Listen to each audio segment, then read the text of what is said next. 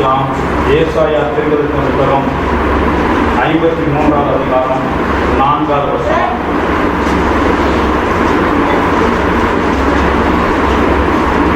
மெய்யாகவே அவர் நம்முடைய பாடுகளை ஏற்றுக்கொண்டு நம்முடைய துன்பங்களை சுமந்தார்.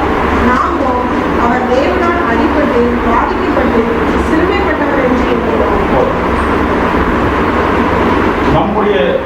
மெய்யாகவே அவர் நம்முடைய பாடுகளை ஏற்றுக்கொண்டார். செய்தியின் தலைப்பு ஏற்றுக்கொண்டார் என்ற செய்தியின் தலைப்பை வைத்து நான் பேசலாம் என்று தியானிக்கின்றேன். கண்டை மூடி நம்ம யாரும் செவிப்போம். ஹல்லேலூயா. சர்வ வல்லமை தேவனே, பரலோக பிதாவே, உங்கள் நன்றியோடு துதிக்கிறோம். இந்த வார்த்தையை ஆசீர்வதிக்கிறவரை செவிக்கலாம். எல்லாத்தையும் இதை ஏற்றுக்கொண்ட எங்களுக்காக ஏற்றுக்கொண்டவர், தம் மீது ஏற்றுக்கொண்ட எங்கள் தேவன் இந்த வார்த்தையின் மூலமாய் வந்துட்டு ஒவ்வொருவரையும் ஆசீர்வதிக்கிறாங்க, பேசுகிறாங்க. எதிர்பார்த்திருக்கிற காரியங்களை கர்த்தர் அவங்களுக்கு விளங்கி கொடுக்க முடியாது சொல்லிக்கிறோம். பேசுகிற காரியங்களை விளங்கி கொள்ள ஆவியான உதவி செய்ய முடியாது சொல்லிக்கிறோம். எங்கள் காத்து ஏற்படுத்துகிறோம். இயேசுவின் நாமம் சொல்கிறோம். மெய்யாகவே அவர் நம்முடைய பாடுகளை ஏற்றுக்கொண்டார். எல்லாத்தையும் எந்த சூழ்நிலையில் இருந்தாலும், எந்த சூழ்நிலையிலிருந்து நம்ம தேவ சமூகத்துக்கு நம்ம வந்தாலும், எந்த நிலைமையில நம்ம இருந்தாலும் அவர் நம்மை ஏற்றுக்கொள்வதற்கு அவர் ஆயத்தமாக இருக்கிற தேவனாக இருக்கிறார். எந்த நிலைமையில நீங்கள் அவருடைய சமூகத்தை போய் தேவனே என்னை ஆசீர்வதியும், என்னை ஏற்றுக்கொள்ளும் என்று சொல்லி நாம் அவருடைய சமூகத்தில் போய் விண்ணப்பம் பண்ணும்போது, ஆண்டவர் சமூகத்தை போய் நம்ம நிற்கும்போது, நாம் எவ்வளோ பெரிய பாவியாக இருந்தாலும், எவ்வளோ மோசமான நபராக இருந்தாலும், தேவ சமூகத்தை போய் ஒரு உணர்வுள்ளவர்களாய் நாம் போய் அவர் போய் வேண்டும் போது அவர் நிச்சயமாய் நம்மளை ஏற்றுக்கொள்வதற்கு அவர் உண்மையுள்ள தேவனாக என்று நம்ம அறிந்து கொள்ள வேண்டும். தேவாலயத்தை போய் ஒரு பரிசேயனும் ஒரு ஆயக்காரனும் போய் விண்ணப்பம் பண்ணும்போது, பரிசேயன் தன்னுடைய நீதி நியாயங்களை விண்ணப்பம் பண்ணுகிறான். ஆனா அந்த ஆயக்காரனோ பாவியாக என் மேல் கிருபையாயிரும் என்று சொல்லி அவன் விண்ணப்பம் பண்ணின போது ஆண்டவர் அவனுடைய விண்ணப்பத்தை ஏற்றுக்கொண்டார் என்று நம்ம பார்க்கிறோம். அவன் நீதிமானாக்கப்பட்டான். அவன் சந்தோஷமாய் மகிழ்ச்சியோடு விடுதலையாக்கப்பட்டவனாய் நீதிமானாக்கப்பட்டவனாய் ஆலயத்தை விட்டு அவன் புறப்பட்டு சென்றான் என்று நமக்கு சொல்லப்பட்டிருக்கிறது. அப்ப தேவன் எந்த சூழ்நிலையில் நம்ம இருந்தாலும், நம்ம சூழ்நிலையை நம்முடைய கிரியைகளை பார்த்து ஆண்டவர் வெறுக்கிற தேவன் அல்ல. நம்ம எந்த நிலைமையில் இருந்தாலும் ஒரு உணர்வு உள்ளவர்களாய் நம்ம தேவ சமூகத்தில் போய் நம்மை தாழ்த்தி நம்ம வருந்தி தேவ சமூகத்தை நம்ம கேட்கும் போது அவர் நம்மை அப்படியே நம்ம எந்த நிலைமையில் இருந்தாலும் அப்படியே அவர் ஏற்றுக்கொள்கிற தேவனாக இருக்கிறார். தேவன் நம்மை ஏற்றுக்கொள்ளும் போது ரெண்டு விதமான ஒரு உள்ளத்தோடு ஆண்டவர் செயல்படுகிறார். பல அதிகாரங்கள், நாமங்கள், சில மகிமையான காரியங்கள் தேவனுக்கு இருந்தாலும் அவர் வல்லமை உள்ளவர், அவர் பிதாவா இருக்கிறார், அவர் ராஜாவா இருக்கிறார், அவர் நித்திய தேவனா இருக்கிறார். எல்லாம் அவருக்கு இருந்தாலும் அவர் ரெண்டு காரியத்தில் நமக்கு ஆண்டவர் இறங்கி நமக்கு செயல்படுகிறார். ஒன்று, அவர் செயல்படுகிற விதம் ஒரு தகப்பனாய் இருந்து, ஒரு தகப்பன் தன் குமாரனுக்கு செயல்படுகிற இறங்குவது போல தேவன் தம்முடைய ஜனத்துக்கு நம்மை நோக்கி கூட்டுகிற ஜனத்துக்கு அவர் இறங்குகிற தேவனா இருக்கிறார். இரண்டாவது காரியம், ஒரு மணவாளன் ஒரு மணவாட்டிக்கு இறங்குகிறது போல அவருடைய சமூகத்தை போய் நிற்கும் போது அவர் இறங்குகிற தேவனா இருக்கிறார் என்று நம்ம பார்க்கிறோம்.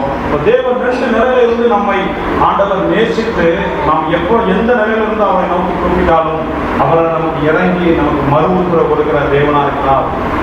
ஒரு காரியம் பார்க்கலாம். லூக்கா சுவிசேஷ புத்தகம் 15வது அதிகாரம் 20வது வசனம்.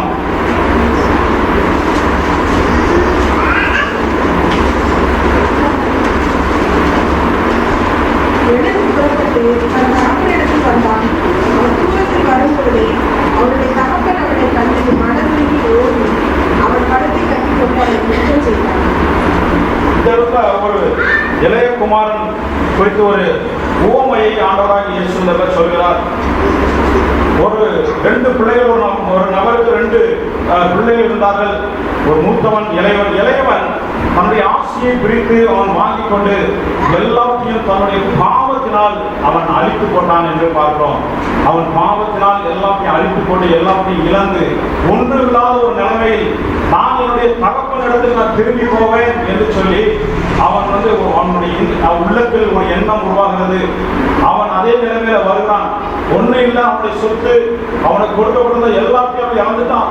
அவனுக்கு எல்லாம் இல்லாமல் இருந்தாலும் என்னுடைய தகப்பனிடத்தில் நான் ஒரு வேலைக்காரனாகவாது நான் போய் நிற்பேன், என்னுடைய தகப்பன் ஒரு வேலைக்காரனா என்னை சேர்த்துக் கொள்வார் என்று சொல்லி இந்த இளைய குமாரன், இந்த கெட்டு போன அந்த குமாரன் தன்னுடைய இறுதியில் நினைத்து அவனுடைய தகப்பன் வீட்டுக்கு அவன் திரும்பி வருகிறான் என்று சொல்லப்படுகிறது. இந்த உவமையை ஆண்டவர் சொல்லும் போது ஒரு தகப்பனுடைய உள்ளம் எப்படி இருக்கிறது என்பதை வெளிப்படுத்தும்படியாக ஆண்டவர் இந்த உவமையை சொல்கிறார். அந்த ஆண்டவராகிய உள்ளம், தேவனாகிய உள்ளம் எப்படி இருக்கிறது, ஒரு தகப்பன் உள்ளத்திலிருந்து அவர் எப்படி செயல்படுகிறார் என்பதை நமக்கு விளக்கும்படியாகவே இந்த உவமையை ஆண்டவர் சொல்கிறார்.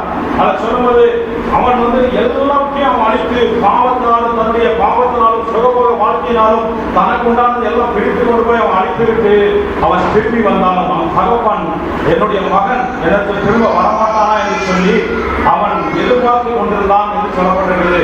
அந்த எதிர்பார்ப்பு அவன் தூரத்தில் வரும்போதே தன்னுடைய மகன் என்று சொல்லி அவன் கண்டுகொண்டு அவனை ஓடி சென்று அவனை கட்டி அணைத்து யுத்தம் செய்தான் என்று பார்க்கிறோம். அப்படி தகப்பனுடைய உள்ளம் இதற்கு எப்படி செயல்படுகிறதோ அப்படிதான் ஆண்டவருடைய உள்ளமும் செயல்படுகிறது. நாம் எந்த நிலைமையில தேவ சமூகத்தில் வந்து நின்றாலும் பாவத்தினால் நம்ம எல்லாத்தையும் அழித்து கொண்டிருந்தாலும் இனி எனக்கு வாழ்க்கை இல்லை, எனக்கு எதிர்காலம் இல்லை, இனி என்னை யாராலும் காப்பாற்ற முடியாது என்று சொல்லி ஒருவேளை நம்ம நினைத்துக் கொண்டிருந்தாலும் தேவ சமூகம் போய் தகப்பனே எனக்கு இறங்கும் என்று நம்ம சொல்லி கேட்கும்போது நிற்கும்போது தேவன் இறங்கி அவனை வேலைக்காரனா தான் போய் நிற்பேன் என்று சொல்லி அவன் வருகிறான். ஆனாலும் அவன் வேலைக்காரனா இல்லை, தேவன் அவனை அந்த தகப்பன் அவனை ஒரு குமாரனாய் ஏற்றுக்கொண்டான் என்று நம்ம பார்க்கிறோம். அதுபோல ஆண்டவருடைய சமூகத்தில் நாம் எல்லாத்தையும் நம்ம இழந்தவர்களாய் எல்லாத்தையும் நம்ம அழித்துக் கொண்டவர்களாய் தேவன் விரோதமாய் என்னெல்லாம் செய்யணும் எல்லாம் செய்திருந்தாலும் தேவ சமூகத்தை நாம் உணர்வு அடைந்தவர்களாய் நம்ம தேவ சமூகத்தை போய் நம்ம நிற்கும் போது தகப்பனே எனக்கு இறங்கும், ஆண்டவரே எனக்கு இறங்கும் என்று சொல்லி நம்ம நிற்கும் போது அவன் நிச்சயமாய் இறங்குகிற தேவனாக இருக்கிறார் என்று பார்க்கிறோம். அதெல்லாம் தகப்பனுடைய உள்ளம் அந்த இடத்துல செயல்படுகிறதா இருக்கிறது, வெளிப்படுகிறதா இருக்கிறது. இரண்டாவது காரியம், ரூத்தின் புத்தகம் 4வது அதிகாரம் 10வது வசனம்.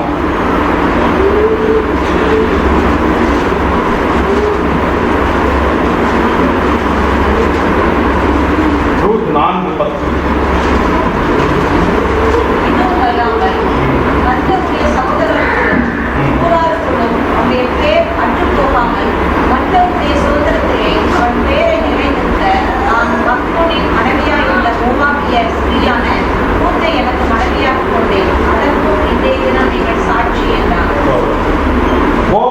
குறித்து அவனுடைய உள்ளத்தை குறித்து இதெல்லாம் சொல்லப்பட்டிருக்கிறது.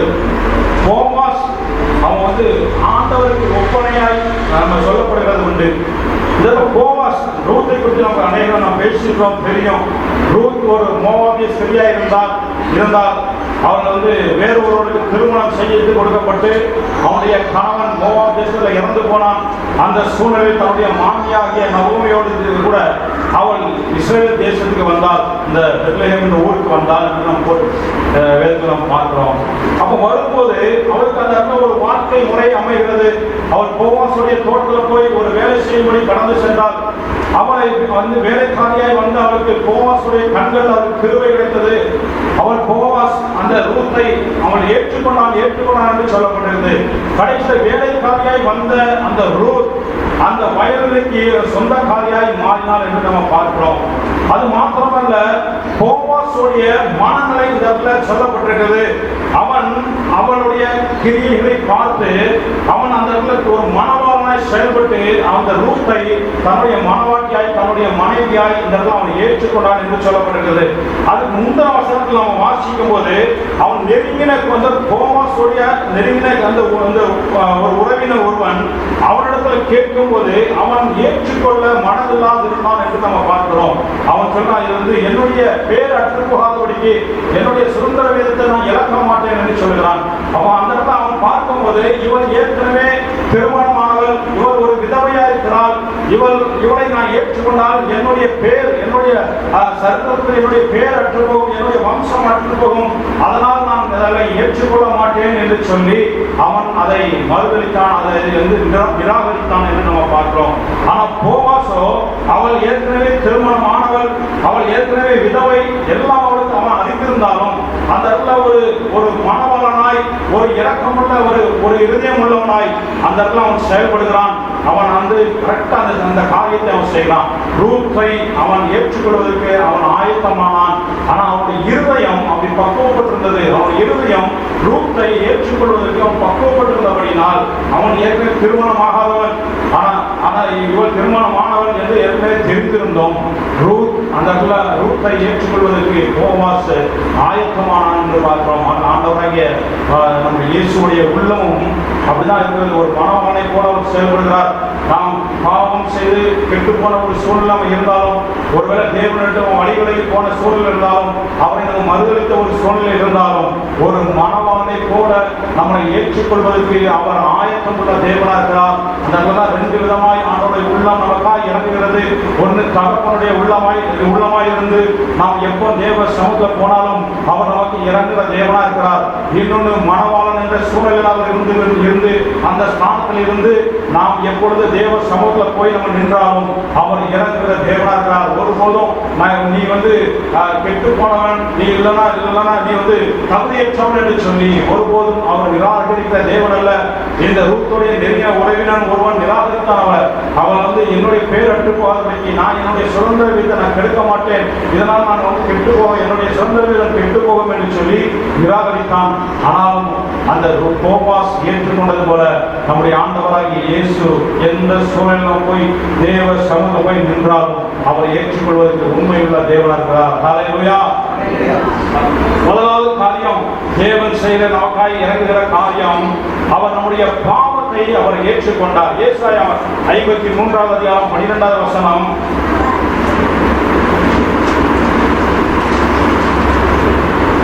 அவர் நம்முடைய ஆத்மாவை மரணத்தில் ஊற்றி அக்கிரமக்காரரை ஒருவராக எண்ணப்பட்டு அனைவருடைய பாவத்தை தாமே சுமந்து அக்கிரமக்காரருக்காக வேண்டிக் கொண்டது நிமித்தம் அநேகரை அவருக்கு பங்காக கொடுத்து பலவான்களை அவர் தமது கொள்ளையாக பங்கிட்டுக் கொள்வார். நம்முடைய பாவத்தை அவர் தம்மீது ஏற்றுக்கொண்டார் என்று நம்ம சொல்லப்பட்டிருக்கிறது. ஆண்டவராகிய இயேசு நாம் செய்த பாவத்தை அவர் தாமே செய்த பிரகாரம் தம்மேல் அவருடைய நம்முடைய பாவத்தை ஏற்றுக்கொண்டார் என்று சொல்லப்படுகிறது. அவர் பாவம் அறியாத ஆட்டுக்குட்டி, அவர் நீதியுள்ள பரிசுத்தர், அவர் நீதிமானாய் வாழ்ந்தவர். ஒரு பாவம் அவர்கிட்ட கண்டுபிடிக்க முடியாது. இந்த பாவம் உண்டு சொல்லி நீங்கள் யாராவது சொல்ல முடியுமா என்று சொல்லி கேட்ட தேவன், பாவம் அறியாத தேவன், பரிசுத்தமுள்ள தேவன், நாம் செய்த ஜனங்கள் செய்த பாவத்தை தம்மேல் அவர் செய்த பாவத்தை போல அவர் தம்மேல் ஏற்றுக்கொண்டு நம்மை நீதிமானாக்கினார், விடுதலையாக்கினார் என்று நம்ம பார்க்கிறோம். ஆண்டவருடைய உள்ளம் எந்த அளவுக்கு எனக்கு இறங்குகிறது என்று பாருங்க. அவர் செய்யாத தவறுக்கு அவர் ஏற்றுக்கொள்கிறார். நான் தான் தன்னுடைய பாவத்தை தன்மேல், நம்முடைய பாவத்தை தன்மேல் ஏற்றுக்கொள்கிற தேவனாக இருக்கிறார். இன்றைக்கு நாம் நம்முடைய பாவத்தை, நம்முடைய தவறையோ நாம் அதிகமாக ஒத்துக்கொள்வதில்லை. நாம் தவறை செய்யும் போதோ அடுத்தவர்கள் நம்ம குற்றம் சாட்டுவதற்கு முனைகிறோம் ஒழிய நம்முடைய பாவத்தை, நம்முடைய தவறையும் நாம் ஒத்துக்கொள்கிற மனநிலை நமக்கு ஏற்படுகிறது இல்லை.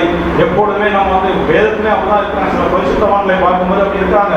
தன்னுடைய பாவத்தை ஒருபோதும் ஒத்துக்கொள்ளாமல் அடுத்தவர்களை குற்றம் சாட்டுகிற அந்த மனநிலை தான் நமக்கு இருக்கிறது.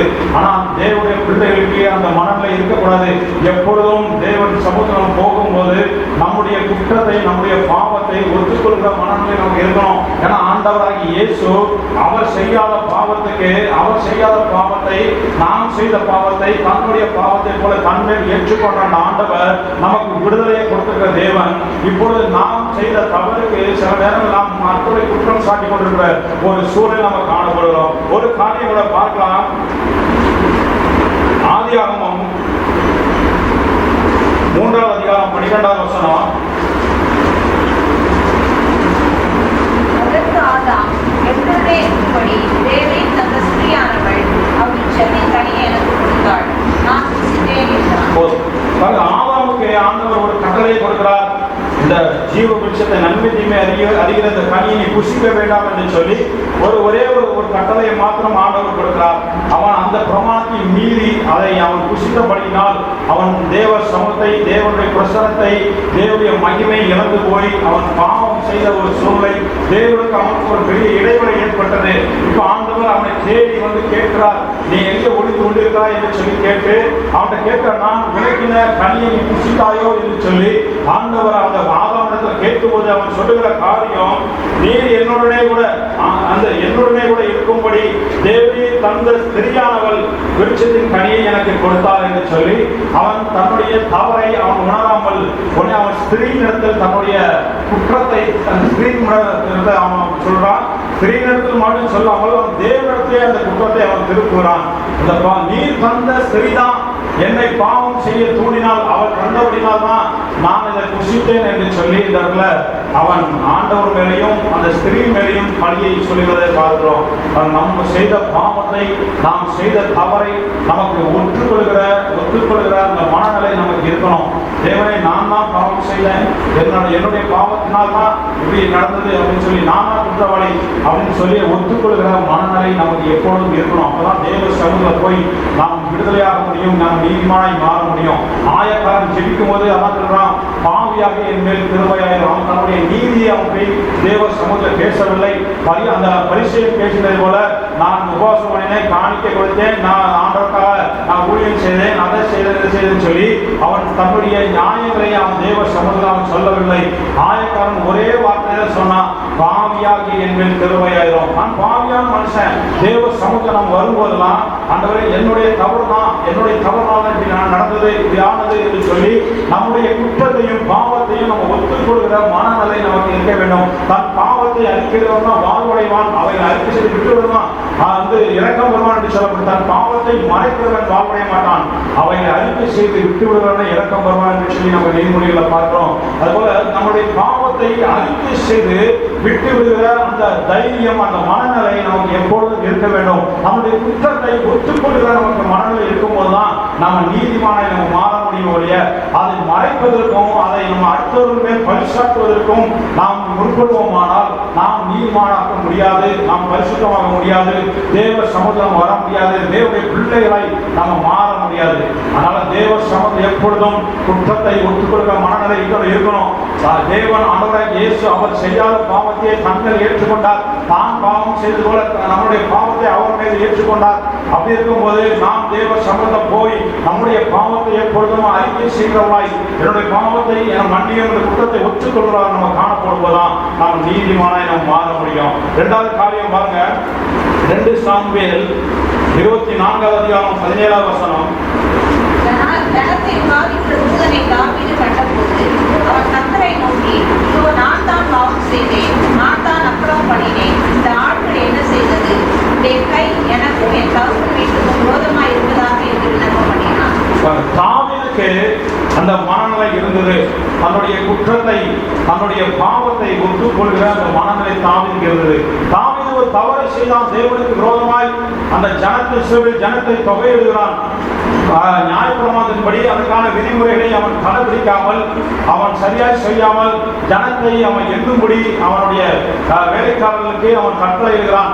அது தேவ சமூகத்தில் அது கோபம் உண்டானது, ஆண்டவருக்கு பிரியமில்லாது இருந்தது, ஆண்டவருக்கு கோபம் உண்டது. அது நிமித்தம் ஆண்டவர் ஜனத்தை அழிக்கும்படி தேவ தூதனை அனுப்பி ஜனத்தை அழித்தார் என்று நாம் பார்க்கிறோம்.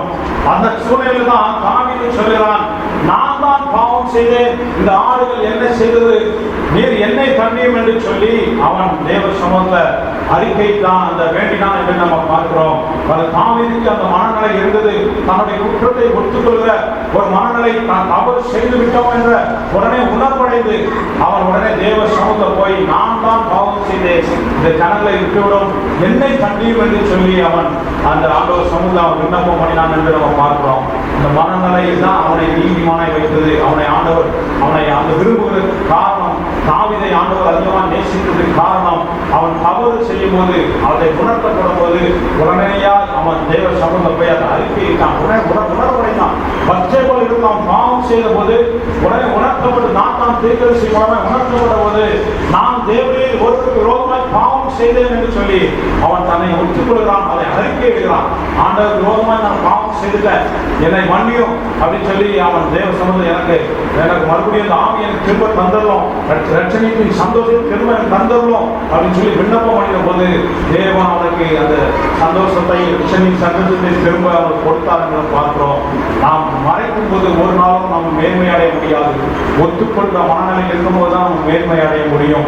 ஆனால் தேவ சமூகம் எப்பொழுது நாம் வந்தாலும் நம்ம குற்றத்தையும் பாவத்தையும் தைரியமாக நம்ம அறிக்கையிடும்போது தேவன் நமக்கு இறங்குவார். ஒரு தகப்பனை போல அவர் இறங்குகிற தேவனா இருக்கிறார், ஒரு மணவாளனை போல நமக்கு இறங்குகிற தேவனா இருக்கிறார் என்பதை நாம் அறிந்து கொள்ள வேண்டும்.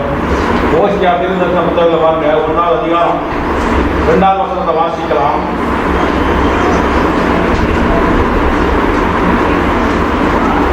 ஓசியா 1:2 வசனம். கர்த்தர் ஓசியாவை கொண்டு உரைக்க தொடங்கின போது கர்த்தர் ஓசியாவை நோக்கி, இப்போ ஒரு சோர ஸ்திரீயை சோர பிள்ளைகளையும் உன்னிடமாய் சேர்த்துக்கொள். தேசம் கர்த்தரை விட்டு விலகி சோரம் போயிற்று என்றார். இஸ்ரவேல் தேசம் கர்த்தரை விட்டு விலகி பாவம் செய்து அவர்கள் கெட்டு போன போது ஆண்டவர் ஓசியா தீர்க்கதரிசி மூலமாய் சொல்லுகிற காரியம் வந்து, நீ போய் ஒரு சோர ஸ்திரியை நீ சேர்த்துக்கொள், அதாவது விபச்சார ஸ்திரியை நீ சேர்த்துக்கொள், அவருடைய பிள்ளைகளையும் நீ சேர்த்துக்கொள் என்று ஆண்டவர் சொல்கிறார் ஓசியாக்கு. ஏன்னா இஸ்ரவேல் தேசம் இப்படி கெட்டு போயிட்டு, ஆனாலும் அந்த தேசத்தின் ஜனங்களை இஸ்ரவேல் ஜனங்களை நான் இரக்கம் பாராட்டுவதற்கும் மறுபடியும் சேர்த்துக் கொள்வதற்கும் நான் ஆயத்தமா இருப்பேன் என்று சொல்லி அந்த ஜனங்களுக்கு காண்பிக்க முடியாது. இப்படி ஒரு காரியம் நல்ல ஆண்டவர் சொல்கிறார், நீ போய் சேர்த்துக் கொள் என்று சொல்கிறார். ஏன்னா ஆண்டவர் சோர ஸ்திரீயையும் சோர பிள்ளைகளையும் சேர்த்துக் கொள்வது அது வந்து நியாயப்பிரமாணப்படி தவறான காரியம் தான். ஆனால் இந்த இடத்துல இஸ்ரவேல் ஜனங்கள் அவருடைய உள்ளத்தை இஸ்ரவேல் ஜனங்களுக்கு வெளிப்படுத்தும்படியான ஒரு காரியத்தை ஆண்டவர் நல்லா செய்கிறார். அந்த தீர்க்கதரிசியை பார்த்து போய் சேர்த்துக்கொள் என்று சொல்லுகிறார். நீங்கள் கெட்டு போய் நீங்க தேவனை விலகி நீங்கள் பேசித்தனம் பண்ணி நீங்க கெட்டு போனாலும் நான் உங்களை சேர்த்துக் கொள்வதற்கு நான் மனதுள்ளவனா இருக்கிறேன். இதற்கு ஒரு மனவாளனை போல அவருடைய இருதயம் செயல்படுகிறது. நீங்கள் எவ்வளவு மோசமான நிலையில் போனாலும் நீங்கள் மனம் திரும்பி என்னிடத்தில் வரும்போது நான் மறுபடியும் சேர்த்துக் கொள்வதற்கு நான் ஆயத்தமா இருக்கிறேன் என்று சொல்லி ஓசியா தீர்க்கதரிசி மூலமாய் அதை ஜனங்களுக்கு வெளிப்படுத்தும்படியாக அவனை செயல் ஆண்டவர் செய்ய சொல்கிறார். நீ போய் சேர்த்துக்கொள் என்று சொல்லி அவனோட செயலை செய்ய சொல்கிறார். ஆண்டவருடைய உள்ளம் ஒரு மனவாளனை போல நல்ல செயல்படுகிறது. ஒரு கெட்டு போன ஒரு ஸ்திரியா இருந்தாலும் ஒரு சோரமான ஒரு ஸ்திரியா இருந்தாலும் அவனை சேர்த்துக் கொள்கிற ஒரு மனுஷனை போல நீங்க எந்த நிலைமையில் இருந்தாலும் என்னை விட்டு பின்வாங்கி போனாலும் கெட்டு போனாலும் பரவாயில்ல, நீங்கள் என்னிடத்தில் வாருங்கள், நான் உங்களை சேர்த்துக் கொள்வேன் என்று சொல்லி உங்களுடைய பாவத்தை நான் மன்னிப்பேன் என்று சொல்லி ஆண்டவர் இடத்துல அவர் மனவாளனை போல அவருடைய இருதயம் செயல்படுகிறது. தேசத்தின் மேல் எவ்வளவு நேசம், அவருடைய ஜனத்தின் மேல் எவ்வளவு அன்பும் நேசமும் அவர் வைத்திருந்தால் அவர்களுக்கு தவறு செய்தாலும் கெட்டு போனாலும் அவர் பாவம் செய்தாலும் நான் மறுபடியும் உங்களை நான் சேர்த்துக் கொள்ள மனதுடனா இருக்கிறேன் என்று சொல்லி அவர் இறங்கி செயல்படுகிறார் என்பதை அவருடைய உள்ளத்தை இதெல்லாம் நமக்கு காண்பிப்பதா இருக்கிறது. அதனால் தேவன் தம்முடைய பாவத்தை அவர் மேல் சுமந்து கொண்டார், அவர் ஏற்றுக்கொண்டார். நம்முடைய பாவங்கள் எல்லாத்தையும் அவர் ஏற்றுக்கொண்டு நம்மளை நீதிமானாய் ஆண்டவர் வைத்திருக்கிறார். இரண்டாவது காரியம் ஏசாயா 53:5 வசனம்.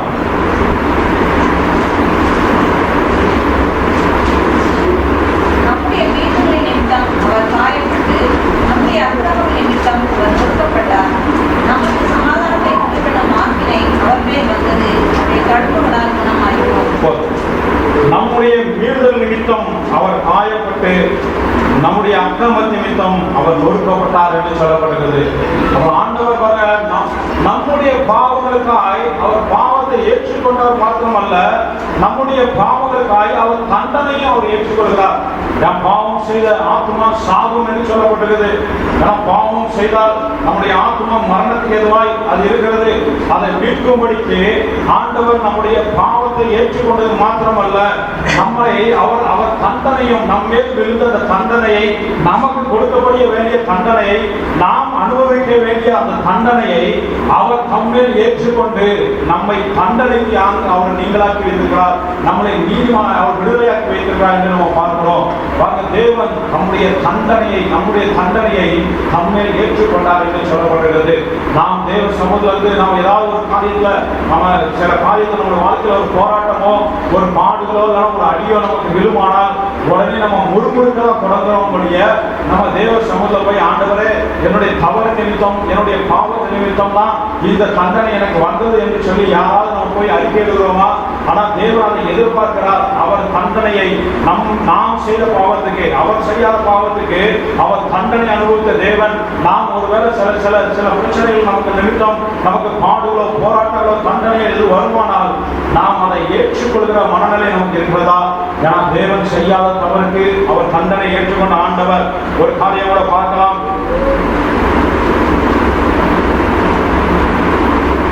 லேவியராகமம் 26வது வசனம் 41வது 26வது அதிகாரம் 41 42 வசனம்.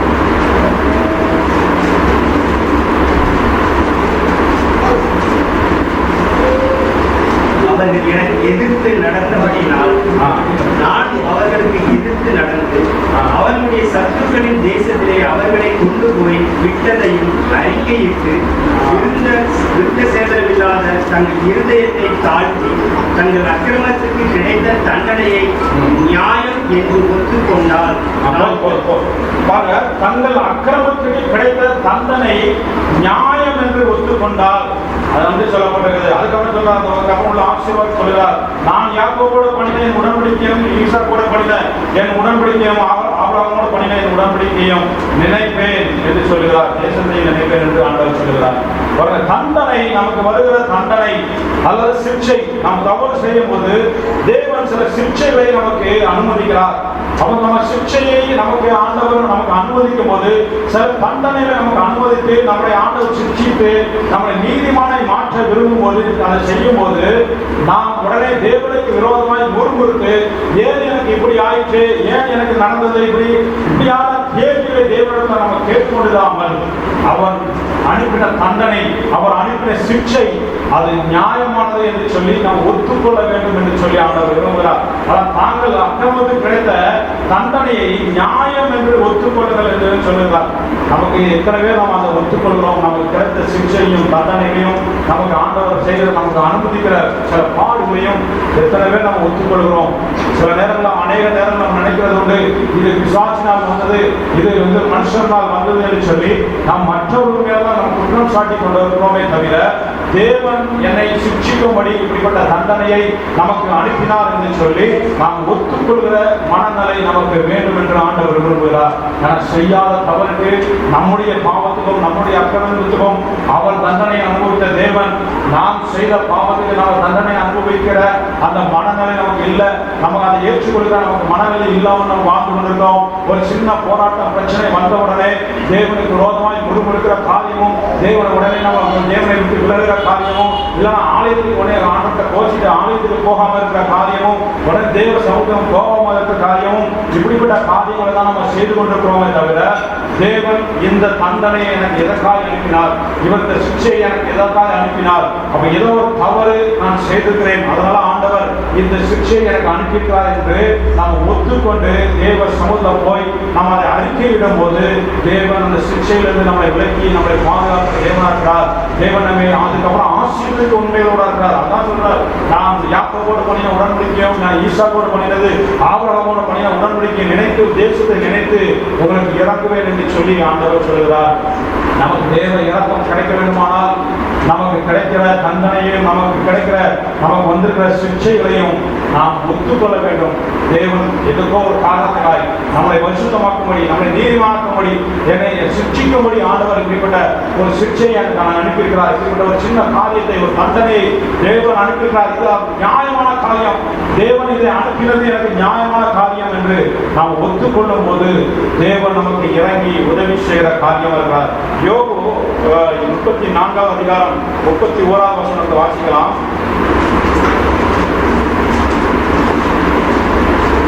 நான் தண்டிக்கப்பட்டேன், நான் இனி பாவம் செய்ய மாட்டேன். யோபு சொல்கிறார், நான் தண்டிக்கப்பட்டேன், இனி பாவம் செய்ய மாட்டேன் என்று சொல்கிறார், அறிக்கையிடுகிறார். இவ்வளவு யோபுவை குறித்து சொல்லப்பட்டிருக்கிறது. அவன் நீதிமான், அவன் சன்மார்க்கன், அவன் தேவனுக்கு பயந்தவன் என்றுதான் அவனை குறித்து நம்ம முதலாவது அதிகாரத்தில் வாசிக்கும் போது அவனை குறித்து சொல்லப்பட்டிருக்கிறது. அவன் பாவம் செய்ததால் இந்த தண்டனை வந்தது என்று சொல்லப்படவில்லை. அவன் நீதிமான், அவன் சன்மார்க்கன் என்று சொல்லப்பட்டிருக்கிறது. ஆனாலும் அவனுக்கு வந்த தண்டனையை, அவனுக்கு வந்த அந்த பெரிய ஒரு பாடுகளை அவன் ஏற்றுக்கொண்டான் மனதால். நான் ஏதோ பாவம் செய்தேன், அதனால தேவன் என்னை தண்டித்து இருக்கிறார், ஆனாலும் நான் இனி பாவம் செய்யேன் என்று சொல்லி அவன் அறிக்கையிடுகிறான் என்று பார்க்கிறோம். அதுதான் தேவன் நம்மகிட்ட விரும்புகிற காரியம். ஒரு தண்டனை, ஒரு சிக்ஷை நம்மகிட்ட வரும்போது நான் ஏதோ பாவம் செய்திருக்கிறேன், ஏதோ தேவனுக்கு பிரியமில்லாத ஒரு தவறை செய்திருக்கிறேன், அதனால இப்படிப்பட்ட தண்டனையும் சிக்ஷையும் வந்திருக்கிறது, இனி அதை செய்ய மாட்டேன். அது என்ன என்று நான் அறிந்து இனி தேவனுக்கு பிரியமில்லாத காரியத்தை நான் செய்ய மாட்டேன் என்று சொல்லி நம்ம அறிக்கையிடும் போது, தேவ சமூகத்தில் போய் விழுந்து நாம் போராடும் போது, விண்ணப்பம் பண்ணும்போது தேவன் நமக்கு நிச்சயமாய் இறங்குகிற தேவனா இருக்கிறார் என்று பார்க்கிறோம். இன்னொரு காரியமாக லூக்கா எழுதின சுவிசேஷ புத்தகம் 23வது அதிகாரம் 40வது வசனம் 41வது வசனம். லூக்கா 23:40-41. மற்றவன் அவனை நோக்கி, நீ இந்த ஆக்கினிக்குட்பட்டவனாய் இருந்தும் தேவனுக்கு பயப்படுகிறது இல்லையோ? நாமோ நியாயத்தின்படி தண்டிக்கப்படுகிறோம், நாம் நடப்பித்தவைகளுக்கு தக்க பலனை அடைந்திருக்கிறோம், இவரோ தகாத ஒன்றும் நடப்பிக்கவில்லையே என்று அவனை கடிந்து கொண்டு, நாம் நியாயப்படி தண்டிக்கப்பட்டிருக்கிறோம். ஆண்டவராகிய இயேசுவோடு கூட 2 கல்லர்கள் அவர் பக்கத்தில் சிலுவையில் அவரும் அடைந்து வைத்திருந்தார்கள். அப்போ ஒரு பரியாசம் பண்ணும்போது ஒரு கல்லன் இன்னொரு கல்லனை பார்த்து சொல்லுகிற காரியம், அவன் நாம் நியாயப்படி தண்டிக்கப்பட்டிருக்கிறோம், நாம் நடப்பித்தவைகளும் தக்க பலனை அடைகிறோம், இவரோ தகாத ஒன்றையும் நடப்பிக்கவில்லையே என்று சொல்லி அந்த இடத்துல அவனுக்கு ஒரு மனம் திருந்தல், சிலுவையில் அவன் தொங்கிக் கொண்டிருக்கும் போது அவனுக்கு ஒரு மனம் திருந்தல் அந்த இடத்துல உண்டாயிருந்தது. அவன் யோசிக்கிறான், அவன் இருதயம் பக்குவப்பட்டிருந்தது. அவன் யோசிக்கிறான், இவர் தவறு ஒன்றும் செய்யவில்லை, அவர் தண்டிக்கப்பட்டிருக்கிறார். ஆனால் நான் கல்லனா இருந்தபடினால், நான் செய்த பாவத்தின் நிமித்தம், நான் செய்த தவறின் நிமித்தம் இந்த தண்டனை நாம் அனுபவித்துக் கொண்டிருக்கிறோம். ஒருவன் பரியாசம் பண்ணுகிறான், இன்னொருவருக்கு மனம் திருந்தல் உண்டாகிறது. அவன் எதிர்த்து அவன் கண்ணுனை கடிந்து கொண்டான் என்று சொல்லப்படுகிறது.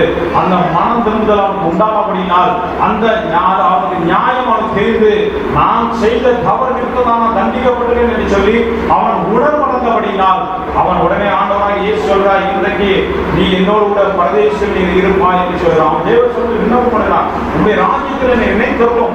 அவன் தன்னுடைய தவறையும் உணர்ந்து அதற்கான கிடைத்த தண்டனையும் சரி நியாயமானது என்று அவன் உணர்ந்து அவன் அறிக்கையிட்டு அவன் கல்வாறு சிலுவையில் அவன் தொங்கிக் கொண்டிருக்கிற அந்த ஆண்டவர்கிட்ட பேசுகிறான். இவனும் சிலுவையில் தான் இருக்கிறான்.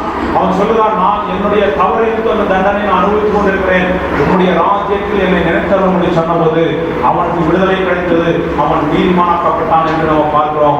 யாருக்கும் கிடைக்காத ஒரு சுவாக்கியத்தை அவன் பெற்றுக்கொண்டான் என்று பார்க்கிறோம்.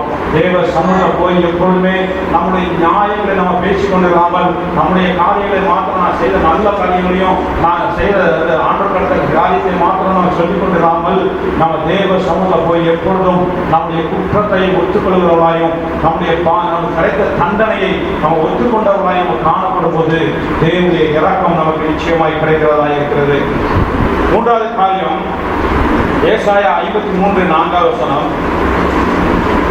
மெய்யாகவே அவர் நம்முடைய பாடுகளை ஏற்றுக்கொண்டு நம்முடைய குற்றங்களை சுமந்தார், நாமோ அவர் தேவனால் அடிக்கப்பட்டு பாதிக்கப்பட்டு சிறுவைப்படுத்தப்பட்டவர் என்று எண்ணினோம். நம்முடைய பாரங்களை அவர் ஏற்றுக்கொண்டார் என்று நம்ம நம்முடைய துக்கங்களை சுமந்து கொண்டார், நம்முடைய பாரங்களை அவர் ஏற்றுக்கொண்டார் என்று நம்ம பார்க்கிறோம். நம்முடைய பாடுகளையும் நம்முடைய துக்கங்களையும் தேவன் ஏற்றுக்கொண்டு நம்மளை ஆண்டவர் நீதிமானை மாற்ற விரும்புகிறார் என்று பார்க்கிறோம். மத்தேயு 11ஆம் அதிகாரம் 28வது வசனத்துல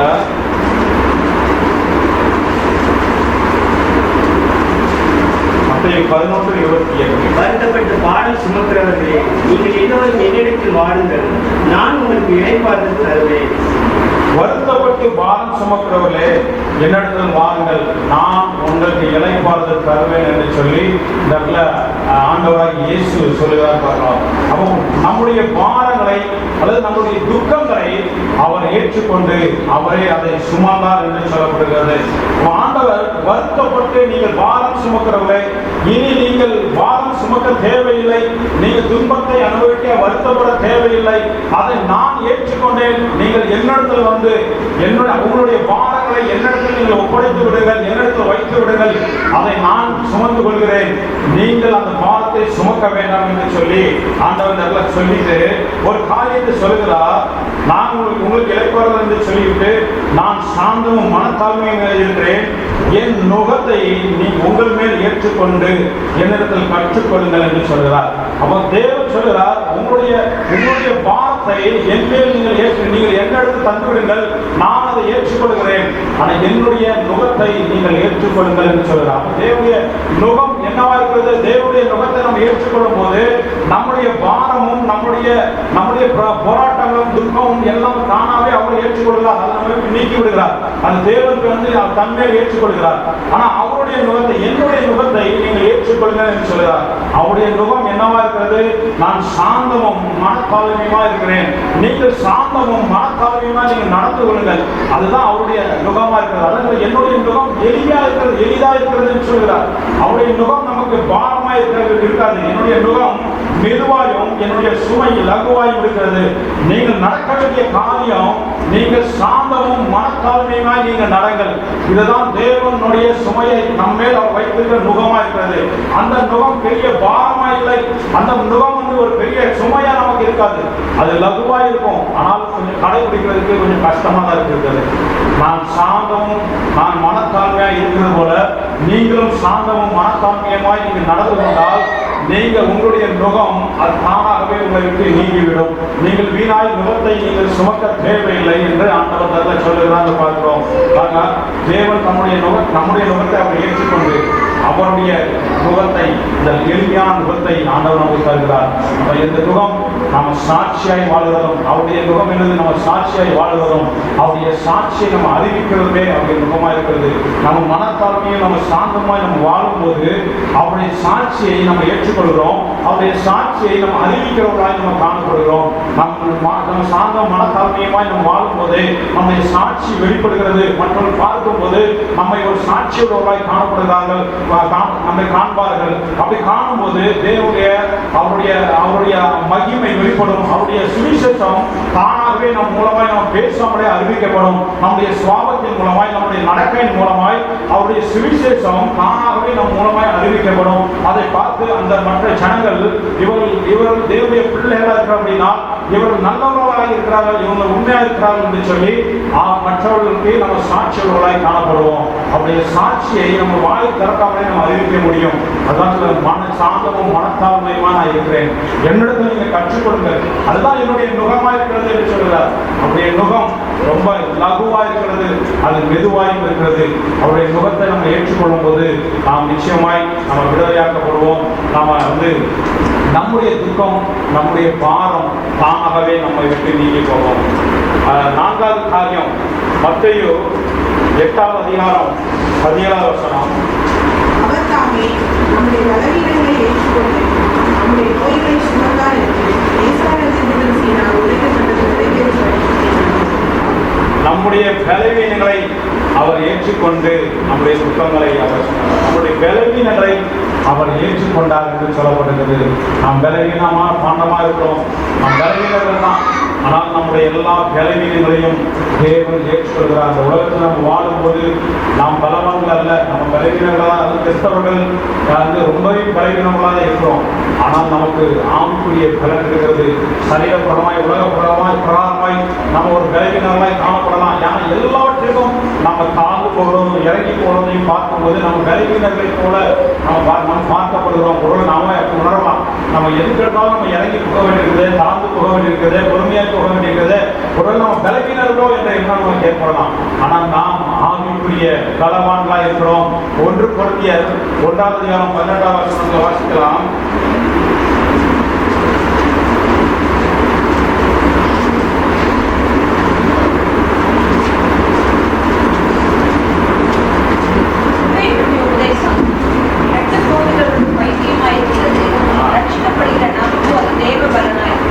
சிலுவை பற்றிய உபதேசம் கெட்டு போகிறவர்களுக்கு பைத்தியமா இருக்கிறது, ரட்சிக்கப்படுகிற நமக்கோ அது தேவ பலனா இருக்கிறது. நம்முடைய பலவீனங்களை அவர் ஏற்றுக்கொண்டு நமக்கு ஒரு பலனை அவர் தந்திருக்கிறார். அதுதான் சிலுவையை பற்றின அது உபதேசமா இருக்கிறது. அந்த சிலுவையை பற்றின உபதேசமே தேவ பிள்ளைகளுக்கு ஒரு பலன். நமக்கு அது சிலுவையே நமக்கு ஒரு பலனா இருக்கிறது. எந்த போராட்டமா இருந்தாலும், எந்த பிரச்சனையா இருந்தாலும் சரி, நம்ம தேவ சமூகத்தை போய் அந்த சிலுவைக்கு முன்பாய் போய் நின்று அந்த சிலுவைக்கு முன்பாய் நாம் தேவனை நோக்கி நம்ம பார்க்கும்போது, அவருடைய முகத்தை நம்ம தேடும்போது நமக்கு அது தேவ பலனா இருக்க. எவ்வளவு போராட்டம், எவ்வளவு பிரச்சனையா இருக்கட்டுமே, தேவனுடைய அந்த சிலுவைக்கு முன்பாய் நீங்க போய் நின்று அந்த கல்வாரி சிலுவையின் பாடுகளின் காட்சிகளை நம் மனதில் வைத்து தேவ சமூகத்தை போய் நம்ம நிற்கும் போது அவர் நம்ம நிச்சயமாய் பலனடைய செய்கிற தேவனா இருக்கிறார். அவருக்கு முன்பாய் அந்த சிலுவை பாடுகளுக்கு முன்பாய் நம்முடைய பலவீனங்கள் எதுவுமே ஒரு பெரிய பிரச்சனையா தெரியாது. நம்முடைய போராட்டங்கள் நமக்கு ஒரு பெரிய பிரச்சனையா தெரியாது. நம்முடைய பாடுகளும் நம்முடைய வேதனைகளும் அவருடைய சிலுவை காட்சிக்கு முன்பாய் நாம் போய் நிற்கும் போது அது நமக்கு ஒரு பெரிய விஷயமாய் தெரியாது.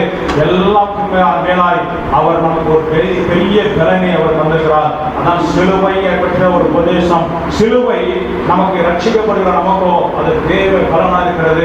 நாம் எந்த விதமான பலவீனமா இருந்தாலும், நமக்கு சரீரத்தில் பலவீனமா இருந்தாலும் சரி, ஆவில நீங்க பலவீனப்பட்டவர்களா இருந்தாலும் சரி, எந்த விதமான பலவீனமா இருந்தாலும் சரி, இல்லைன்னா மற்றவர்கள் நம்மை குறித்து பேசின காரியத்தை குறித்து ஒரு மனவேதனையில் நமக்கு அது ஒரு பலவீனமா இருந்தாலும் சரி, எல்லாவற்றையும் நம்ம சிலுவைக்கு முன்பாய் போய் நின்று அந்த சிலுவை காட்சியை நம்ம பார்க்கும்போது நம்முடைய பலவீனங்கள் தானாய் நம்மை விட்டு நீங்கும், மறையும். தேவன் நமக்கு ஒரு புது பலனை நமக்கு தருகிற தேவனா இருக்கிறார். ஆனால் நமக்கு ஆண்டவர் நம்முடைய பலவீனங்களை ஏற்றுக்கொண்டு நமக்கு ஒரு புது பலனை தந்திருக்கிறார். கடைசி காரியம் மத்தேயு 12 அதிகாரம் 50வது வசனம்.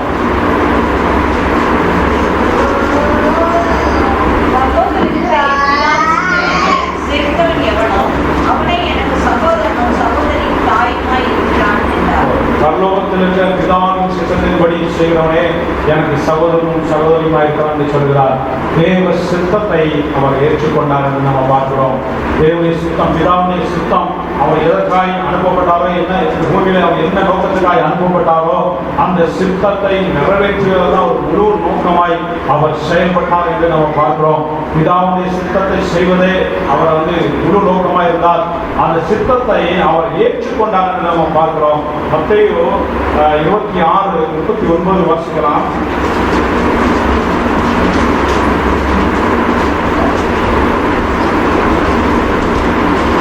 சற்று அப்புறம் போய் முகங்குப்பர விழுந்து, என் பிதாவே, இந்த பாத்திரம் என்னை விட்டு நீங்க கூடுமானால் நீங்கும்படி செய்யும்.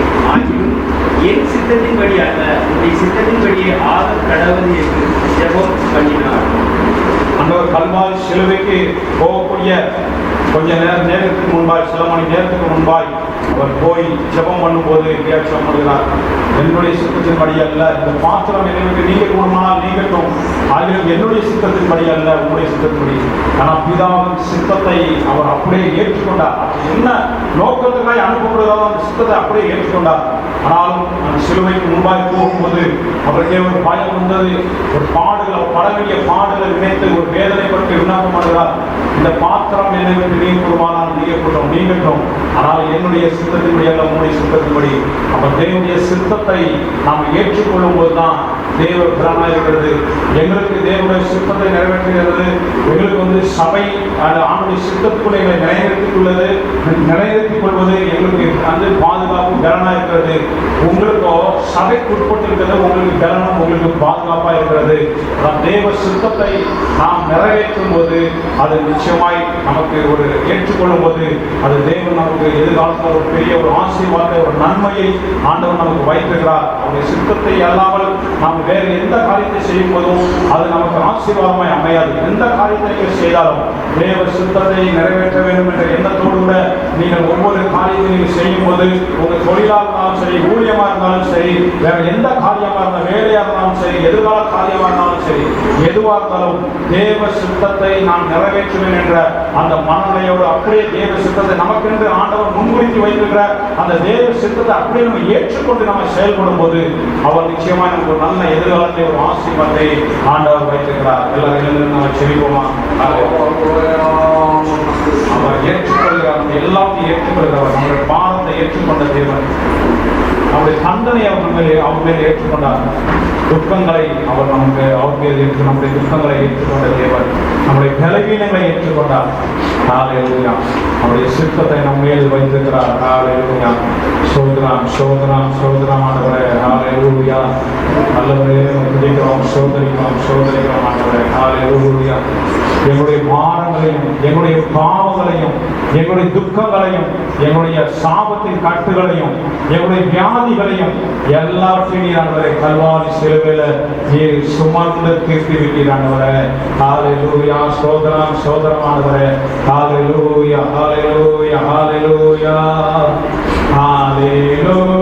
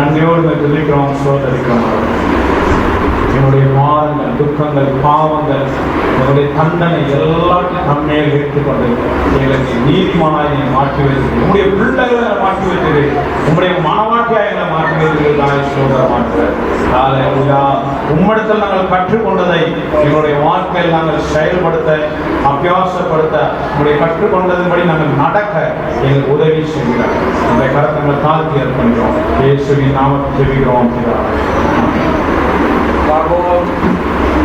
Praise the Lord. Hallelujah. Hallelujah.